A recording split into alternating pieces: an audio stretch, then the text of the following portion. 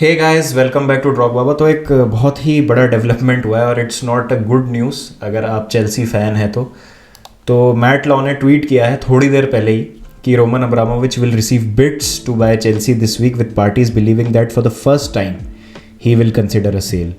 और कल भी एक ट्वीट किया था इन्होंने जिसमें ये कहा गया था कि Chelsea and Abramovich facing threat of hand over rethink with some trustees considering resigning.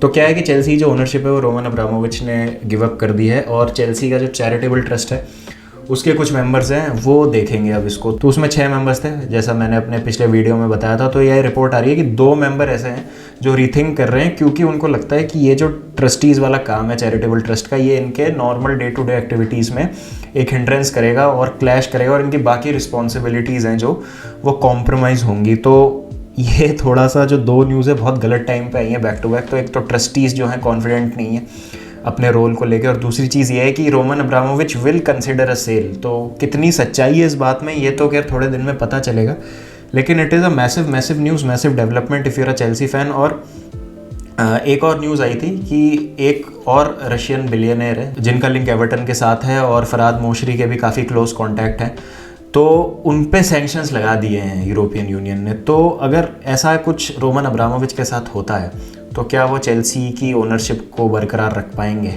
और क्या चेल्सी की ओनरशिप को दे देना अभी रोमन अब्रामोविच कंसिडर कर रहे हैं सीरियसली? क्योंकि ऐसी रूमर पहले भी आई थी लेकिन रोमन अब्रामोविच ने साफ मना कर दिया था। His stands were very clear कि भाई चेल्सी को जो है कहीं नहीं जाने दूंगा मैं, it is my club. But अभी लग तो रहा है ऐसा कि शायद मतलब इतना जो डेवलपमेंट हो रहा है, जो कॉन्फ्लिक्ट है पूरा रशिया यूक्रेन वाला, उसकी वजह से शायद जो है ओनरशिप चेंज हो सकती है, नए ओनर्स आएंगे तो भाई क्या होगा। मतलब no Chelsea fan would like to see Roman Abramovich leave और जो ओनरशिप है उसको गिव अवे कर दिया जाए, क्योंकि इतना बढ़िया जो है एक स्टेटस बना दिया है चेल्सी का। जो भी है चेल्सी रोमन अब्रामोविच की वजह से ही है। पिछले 20 साल में जो भी हमको मेजर सक्सेस मिली है उसमें रोमन अब्रामोविच का बहुत बड़ा हाथ है।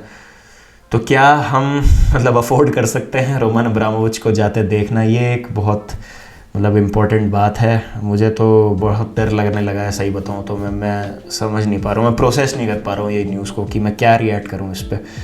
बट ये है, ये अपडेट है ये। और कुछ एक अपडेट ऐसी भी आई थी कि भाई रोमन अब्रामोविच जो है वो हेल्प कर रहे हैं to negotiate between Ukraine and Russia. मैंने ज़्यादा उसमें डीप डाइव नहीं किया, मैंने देखा नहीं, बट उसमें बहुत सारे सोर्सेज कह रहे थे कि नहीं ऐसा कुछ भी नहीं है अभी और कोई ऐसी खबर आई नहीं है कि रोमन अब्रामोविच किसी भी तरीके का कोई रोल प्ले कर रहे हैं इन टॉक्स में। बट ये डेफिनेटली एक मतलब बहुत ही नींद उड़ा देने वाला रेवलेशन है अगर मैट लॉ की मैं बात करूं, because he is a tier 1 source अगर हम चेल्सी न्यूज़ की बात करें। और अगर वो कह रहे हैं कि Roman Abramovich might consider the sale of the club और मतलब कुछ बिलियनर्स इंटरेस्टेड हैं चेल्सी को ख़रीदने में, तो डेफिनेटली हमें भाई वरीड होना चाहिए। क्या लगता है आपको? Please let me no in the comment section इस पूरे सिनारियो में कि क्या होगा चेल्सी का। अगर नए ओनर आएंगे तो क्या वो उसी तरीके से चेल्सी पे ध्यान देंगे, चेल्सी में अपने फंड्स इंजेक्ट करेंगे जिस तरीके से रोमन अब्रामोविच ने सालों साल किया है?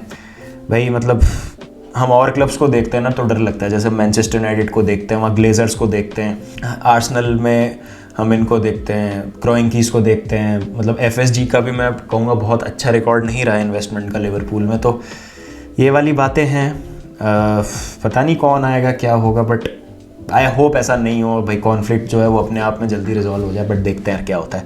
और एक दूसरी न्यूज़ में फाब्रिजियो रोमानो ने बोला है कि मीनो रायोलोन ना केवल बार्सिलोना से but Manchester city, Bayern Munich से भी मिले थे फरवरी में उनके रिप्रेजेंटेटिव से रिगार्डिंग अर्लिंग हालैंड। और रियल मैड्रिड भी काफ़ी कोशिश कर रही है अर्लिंग हालैंड को लाने की सैंटियागो बर्नाबाओ। बाकी ओलिवर कान जो बायर्न म्यूनिक के डायरेक्टर हैं वो रियोला से रायन ग्रेवनबर्च के सिलसिले में मिले थे। तो ये एक न्यूज़ आ रही है। बट बायर्न म्यूनिक की अगर मैं बात करूँ तो लेवेंडोस्की का 1 साल बचेगा कॉन्ट्रैक्ट का जून के बाद, तो he would be looking for a move out of the club. तो क्या अर्लिंग हालैंड को ला सकती है बायर्न म्यूनिक?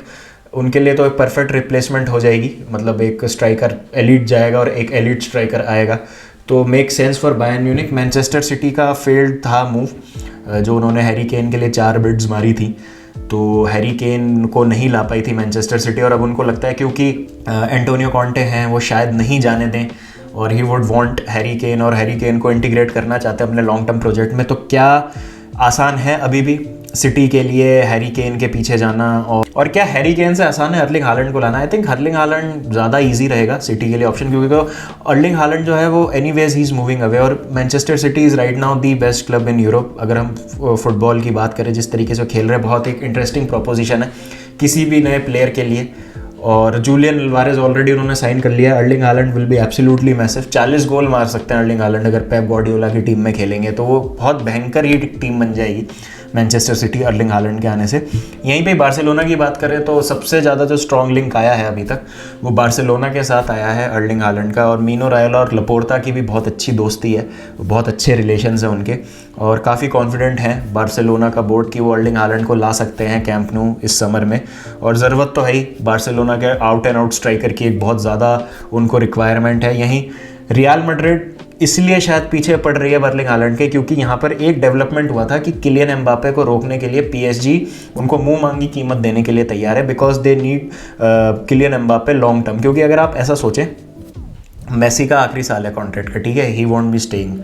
नेमार का भी अब लगता नहीं कि, मतलब जो एक उन्होंने चाहे मजाक में दिया बट एक इंटरव्यू दिया था कि वो MLS जाना चाहते हैं अपनी फ़ुटबॉल खेलने, वहाँ पे 3 महीने की छुट्टी मिलती है, छोटा सीज़न होता है, वो सारी बातें। और नेमार का भी जो पीक है वो धीरे धीरे फेड अवे हो रहा है। तो Mbappe is that long term superstar global level पे, जो PSG का पोस्टर बॉय बन के रहेगा, जो फ्रेंच फुटबॉल का फ्लैग बेरर बन के रहेगा इन द लॉन्ग टर्म, तो वो है किलियन एम्बापे। तो डेफिनेटली यहाँ PSG कोशिश कर रही है लीग वन के साथ की कोशिश करें किलियन एम्बापे को रोकने की, but if Kylian Mbappe does not happen then definitely you can see कि रियल मैड्रिड भी यहाँ पर बहुत ज़्यादा एक्टिव हो जाएगी अर्लिंग हालैंड के लिए, बहुत ज़्यादा उनकी मतलब परस्यूट एग्रेसिव हो जाएगी अर्लिंग हालैंड को लेकर, क्योंकि definitely they will be going for a galactico signing this summer. But वहाँ पर करीम बेंजीमा का क्या होता है वो बहुत इंटरेस्टिंग होगा, लेकिन ये एक अलग डिबेट है। जो स्ट्राइकर डोमिनो इफेक्ट है उसका क्या होगा, उस पर मैंने एक डिस्कशन भी करी थी, तो देखते हैं, धीरे धीरे हमको पता चलेगा। लेकिन रेस फॉर अर्लिंग हालैंड तो अभी बहुत ज़्यादा ज़बरदस्त हो चुकी है। 3 क्लब्स हमको दिख रहे हैं जो काफ़ी अग्रेसिवली जा रहे हैं अर्लिंग हालैंड के पीछे, बार्सिलोना, मैनचेस्टर सिटी और रियल मैड्रिड।